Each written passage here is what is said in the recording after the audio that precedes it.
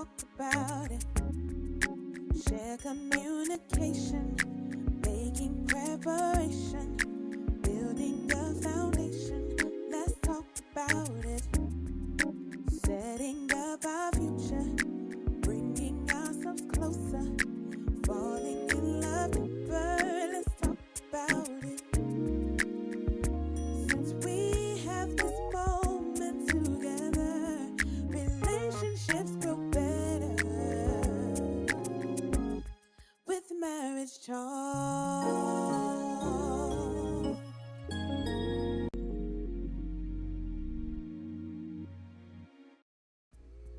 Well, good morning and welcome to Marriage Talk. In fact, this is Marriage Talk, the single edition. First time we've ever done this on Marriage Talk.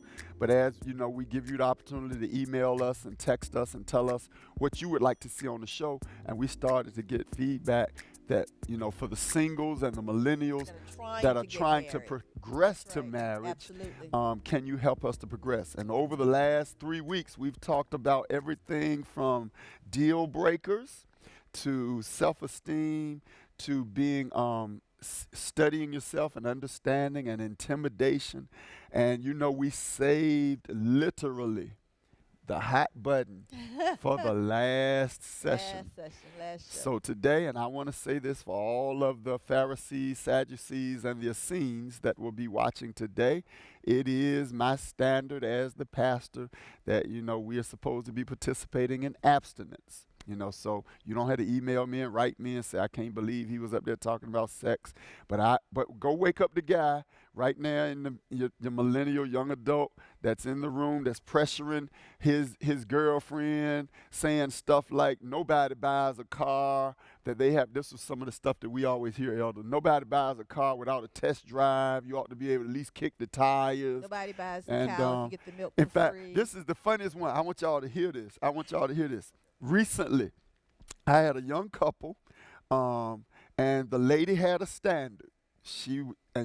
Both of them are Christians. She had a standard, abstinence. We're not gonna have sex until we get married. She quoted me, and he said, "So you one of them crazy church members that believe everything bishops say." And so it was amazing that she got so hot, like, so you just think Bishop be, and he even came back at her and said, it's real easy for Bishop to teach that because he getting all he want from Elder. So today we want to spend some time talking about sex. Let's be real. How long do you wait? How many dates? You know, because I know the world teaches, and I hear this sometimes on talk shows, the 6-date rule and 6-month rule and all this kind of stuff. So what are the rules? Everybody can talk at one time. What are the rules from the millennial perspective? What are the rules from Christ's perspective or church's perspective? Yeah, absolutely. Yeah. They two separate sets of rules. No doubt about that. Two separate sets of rules. Well, I don't know what perspective this is from, but I'm going to shoot at it. We will let you know as soon as you share it. Which way it's from. We're going to let you know whose perspective it is as soon as you dialogue it. Well, prior to coming to the Mount, you know, it was 7 days. 7 days? 7 dates or 7 days? Prior, like a week. I understand. Thank you. I'm just trying to make sure But I now hear you. coming to the Mount and He said get a my week. life together. 7 days. 7 days. DAYS. Yes. Okay. Yes, dear. Prior coming to the Mount, Days. 1 Can you spell week that for us? prior to coming to the Mount. 1 week. Wow. Now, was this from getting her number or being established in a relationship? look, we're not going to jump on my past. No, we just trying to clarify. Because there's somebody out there Okay, right my now, some young guy out there because- right now standing up in his living room. Them. Well, 1 week can be you met her Sunday and then you got together Right. the next It was Sunday, essentially or did y'all 7 interactions. interactions. Okay. 7 So like interactions. dates or Yeah, Yeah, interactions. because I was going to Because- ask, was but it back business then- days? Yeah, or we got you. But back then, I wasn't looking for a wife. weekends count? Oh, now see, that was a key point right there. You need to say that again. Back it then, again. I wasn't looking for a He wife, wasn't and it was looking kind for of, a wife. you know, He when was you don't looking for have the a hookup. when you don't have a That's father right. figure to tell you the value of a woman, Right. Come on. it goes Right. back to that what we There we discussed in go. last week. So That's back then, there correct. was really no rule, just long as you say sex and then call it a Right. day. 7 Right. days. Right. Okay. But Gotcha. now Thank coming, God that he sent you to the mountain. He saved your life. I would say yes. Okay.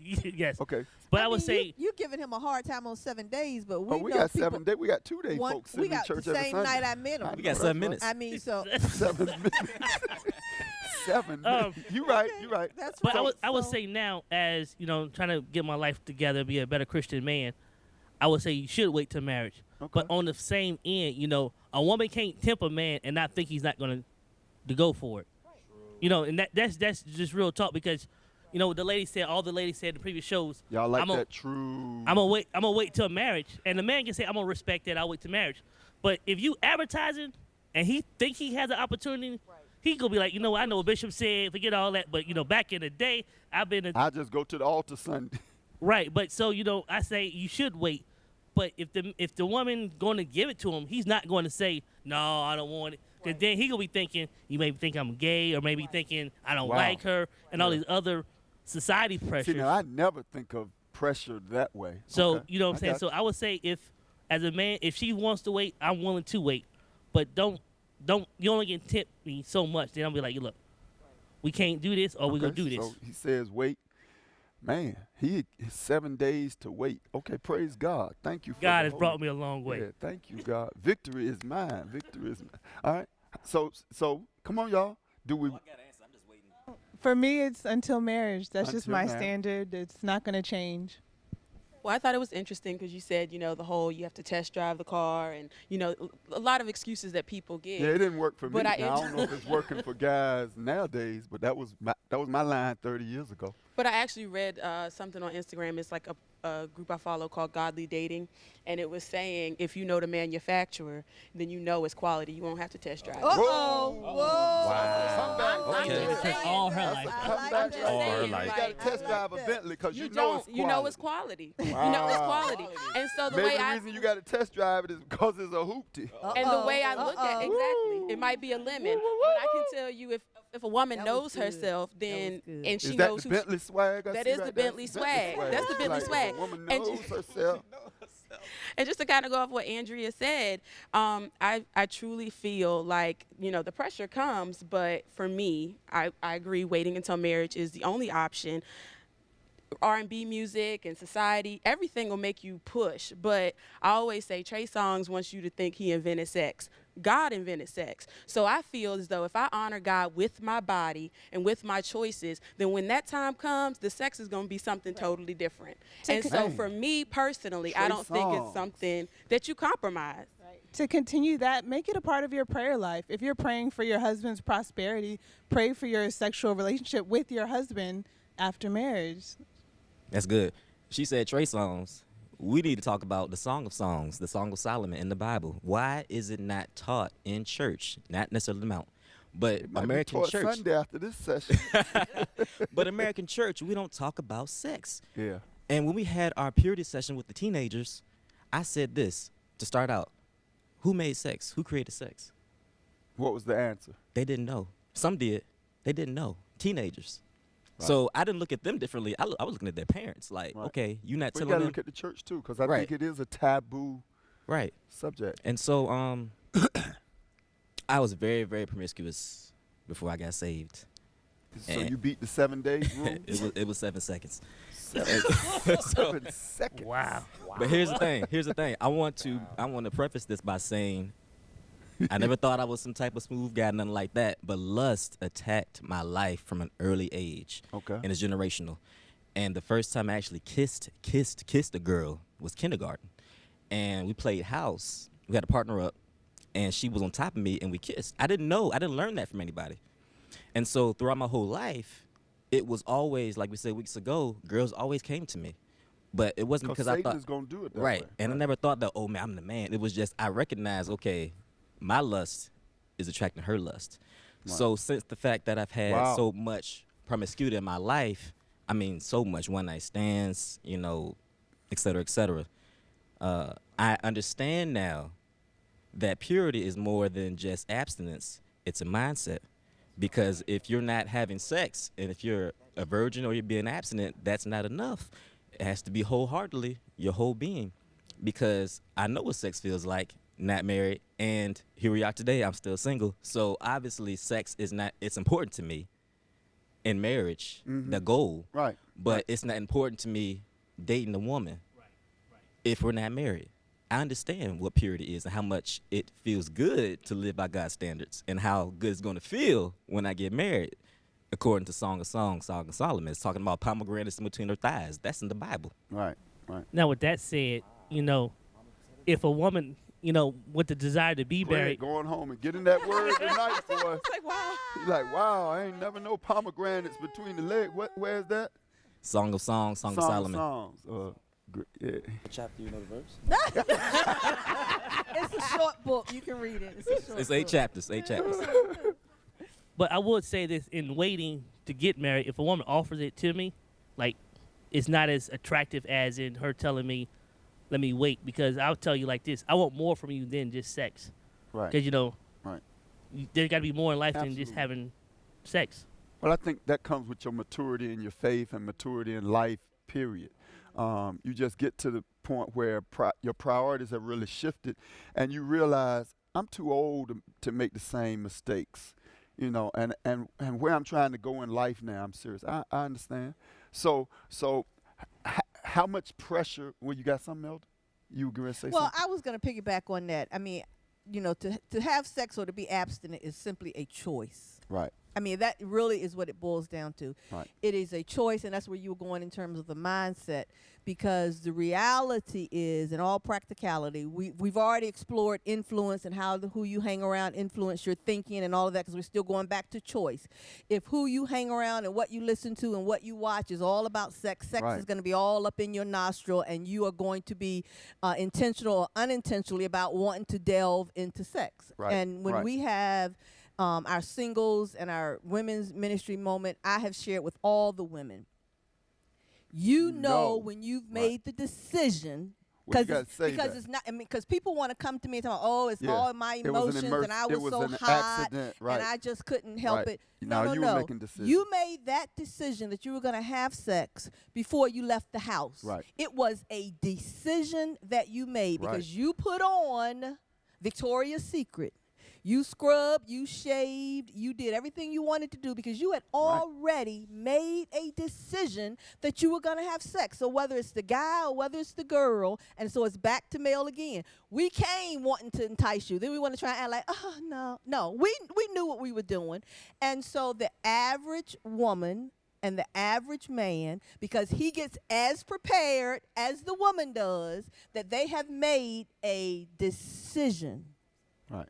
So it's Right. not about Right. all those emotions. So if you Right. want to stay abstinent, you will, because you won't put yourself in an environment that is conducive to having sex. Right. You won't. Right. I mean, so I know the Bible says you're supposed to be, abstain and wait till Right. marriage, and I hope a whole lot of people do. And I love these couples who are coming out now saying it is possible. I know Right. people sitting there Right. saying, "No, it ain't." Yes, it is. Right. If you make that conscious decision that you don't want to do it, you don't have to do it. But there are things you got to work at, just like anything else. And, I always talk about, and everybody that knows me knows, I love dessert. I keep talking about how much weight I want to lose. But the bottom line is every time I see that chocolate cake, I make a decision. I want that cake. I don't Right. care. I want that cake. And Right. it's no different with the sex. You decide, I want to have sex. You have sex. If you don't, I move the cake out of the house so that there is no cake.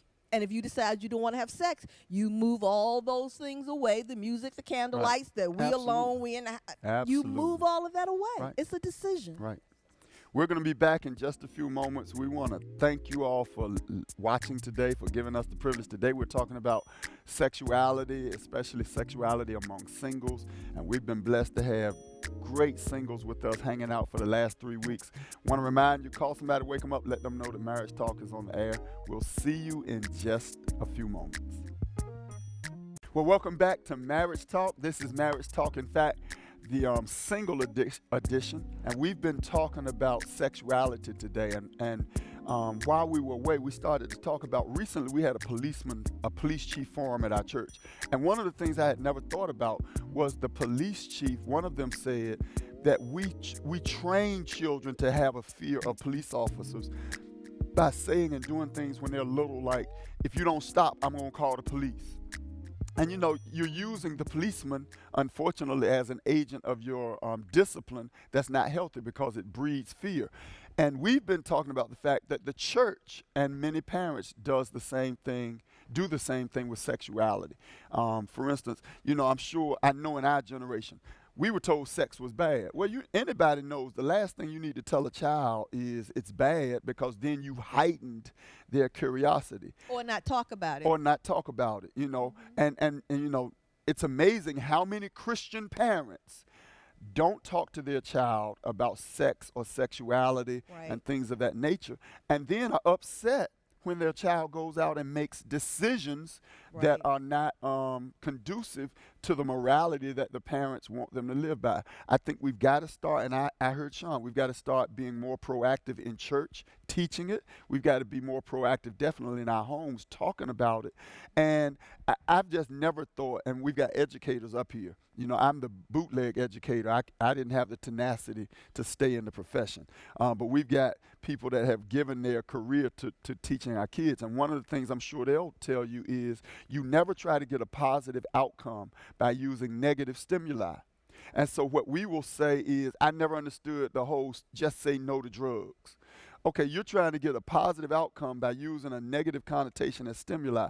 Why not say yes to life rather than say no to drugs? And so I think we do the same thing with our sexuality. We're telling children, that's bad, don't do that and all that. Well, it's not bad, And I think Sean even said how many children don't even know where sex began, and that it is a gift from God. And if you start looking at it as a gift, perhaps we can help people to steward it better and to understand it better. And I think it's important, and I want to hear you all, I think it's important as singles. I think you, going back full circle, you've got to come with your own standards and not allow people to cause your standards to be compromised or make you feel bad because you compromise your standards. And Well, like we talked about before, there's a whole book of the Bible dedicated to sex. And we can use it as a metaphor for the body of Christ to God, but you said something earlier, Sean, that when we were off camera, that God tells men something that he's never told women. What was that? Paul was talking to Timothy, and he told him to tell the men that don't take advantage of women who might be a little lusty. Right. But he never told the women not to take advantage of the men. So it's clear that we all know that he holds a standard among men. Right. And one of the things that it's amazing that I think the church has really flipped now. If we, go back to Adam and Eve, it's clear that God, I'm not saying he holds them the standard for behavior different, but the accountability is different because they both eat from the fruit. But God comes and asks Adam, where are you? Right. In the relationship. But now in our society, we're harder on a woman. Yes, we are. And what Elder said off camera is we've got men that said before they really came into their relationship with Christ, they had a 7-day rule or 7-second rule. That's correct. And no woman would ever say that because and nobody even blinked. No. We laughed about it, but we didn't blink because, it's almost, I'm thinking about, man. Think about it. Think about, I'm thinking of the movie years ago where Nick Cannon played in it with Steve. Love Don't Cost a Thing. And one of the rites of passages was him taking his son in the room and opening up this box of condoms and saying, son, I'm proud of you and all this, and all this kind of stuff.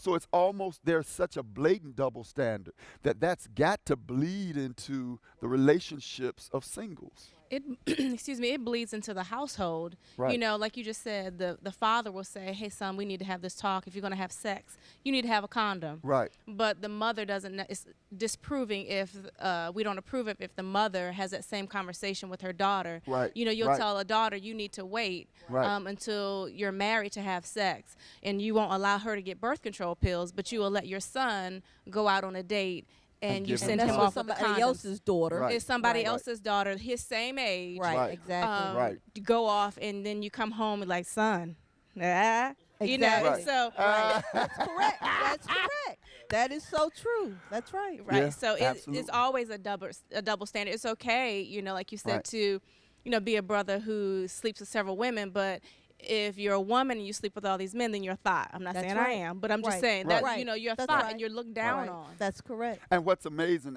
and I'm not trying to throw the guys under the bus, but one of the things that always amazes me about Elder and I, when we talk to couples, you know, the guy be like, you know, if a woman, whether single or second marriage or anything, says, how many young ladies have you been with? And the guy said, well, 7. And she'll say, okay, you know. Then the guy said, well, how many guys you been with? If she say 7, he falls apart. He literally goes like 7, you know. Or it's always interesting when we see a guy that has had an affair, and the wife, Bishop, I don't understand why she can't just forgive me. But then when she has an affair, he's on medication. You know, he like, I need a psychologist or something, you know, because I think that double standard is so bred into us and how we think. Just off of what Angie said, as a man. Well, everybody really wants to know, Greg, because the person on the left said 7 days, and the person on your right said 7 seconds. So what's your timetable? But you ain't answer the question. So we ain't even going to go back and ask I think we already passed that stage. We didn't pass that stage. Ask that question. But I think also when it comes to parenting, a lot of, and just go by Angie, a lot of women, when they're talking about their daughters, they say, well, don't have sex, but then they'll go buy the daughter birth control or put their daughter on birth control. So what are you telling your daughter? Don't have sex, but I'm going to put you on birth control. That's enticing her as well well, my mother says don't have sex, but why am I on birth control? If she's not on birth control, I know it's kind of protecting them, but you're sending a mixed signal either way. And if I'm giving my son condoms, but telling him don't have sex, but I'm giving him condoms, I understand I want him protected, but we have to go about that the right way on teaching our kids, listen, it's either this or that. You know, I'm not going to put you on birth control and then tell you don't have sex. Well, I know as a pastor, one of the things that we see all the time is, I agree with both of your statements, but what we see is, back to Dr. Angelina, is there's a whole generation of parents that ain't saying nothing. Either way. They not doing birth control or talking about sex. It's like they leaving that up to everybody else. And I'm amazed that even here at the church, when we will do moments, how naive some parents are. You know, it is naive for you to think that your child is in the 6th grade and he's never heard the biological term for the male anatomy. You are in a shell somewhere. I mean, he hearing that watching television every day or something. So I think we have to educate people. We have to educate people so that they're not afraid to have the talk. And then I think the other piece is, there's a lot of adults that didn't have the talk, and they've got sexual baggage themselves, so they don't even feel qualified to have the talk with the next generation. I think the educational piece, you have to make it matter of fact. Don't have the conversation when you're mad because you think they stayed out too late and you think they're doing something. You know, that's the wrong time to have the conversation. Because I hear, and I want to piggyback on what Greg is saying a little bit, because I think that's also part of the problem or the disillusionment with a lot of parents who don't want to talk about it, because they feel if they talk about it and I share it with you, then I am giving you permission to have sex. And that's the wrong, that's right. That's exactly the opposite. I'm having this conversation with you because I want to educate you about the whole sexual orientation piece, and I still go back to my original statement. Me talking to you and not talking to you about it, each person still is going to make their own decision about whether they're going to have sex or not. And I want my child educated. I'm teaching them and I'm telling them that I really want them to abstain. But I'm also telling them in the same vein, but if you make the decision, because I'm not going to be there. I mean, it's just like everything else you teach your child in the household. Once they walk out the door, you hope that they hear you in their psyche before they make any decision. But if my daughter or my son decides to have sex, one, I'm out of it because I've taught them what I want them to do. But if they go out and make the decision to have sex, I hope my son got a condom, and I hope my daughter has taken care of herself too. Because, and y'all gonna get me in my soapbox, so maybe we need to have another show on that, because I am a firm believer that a lot of our self-esteem, a lot of our societal issues, a lot of our people that are living in poverty are because we are having babies.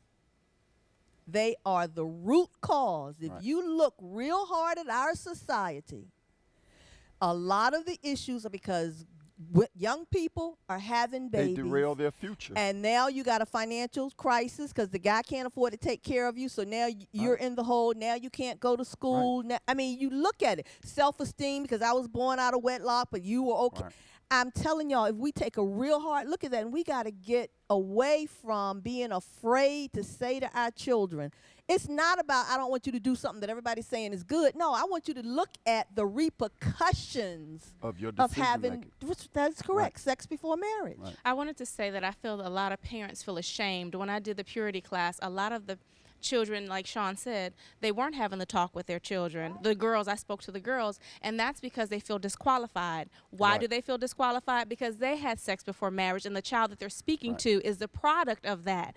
And so it continues, it causes a perpetuation of the thing. And I so do, but let me, because I mean, Well, you're going to have to wrap it up I because we're know, going to I need know, another I know, show. and we do need another show on this Yeah, we do. because if my kids would tell you, that's the very thing I tell them.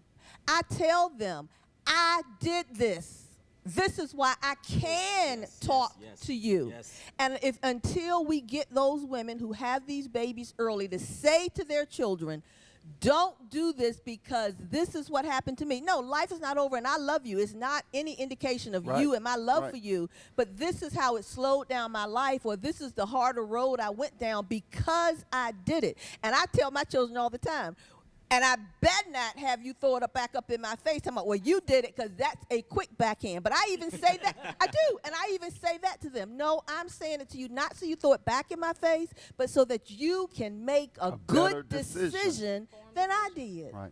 And again, you know, I feel like when you don't talk to your child, it can accelerate their desire to have sex. Because the media, the songs, every third Absolutely. song, maybe. Yes. Yes, at least one of the two songs you hear on the radio promotes Everything sex. is sex. Everything is about sex. Everything so on that TV is accelerates sex. it. Sex sales. Your talking to them may slow it down. Yes. But we don't want to have that talk because We we're got it. shameful. We got it. Don't y'all think so? Yes, we need to continue need to this have on another another show. Yes, we do. We're out of time. You know what I say? We're out of time, but we're not out of word. We're not out of revelation. We're not out of sharing. Can we just thank God for all of you all hanging out with us for the last 4 weeks? It's been a marvelous moment. We want to remind you, email us, text us, tweet us, Instagram us, all of the above. You can even go old school and just write us a letter. Call the church. But we believe that we change your life. We're so grateful that God allows us to touch you. We've tried to touch you over the last month with some real issues. We love you to life. We'll see you soon. We'll be back next Saturday. But until then, we know right now you are thinking because today you had some marriage talk. Single series.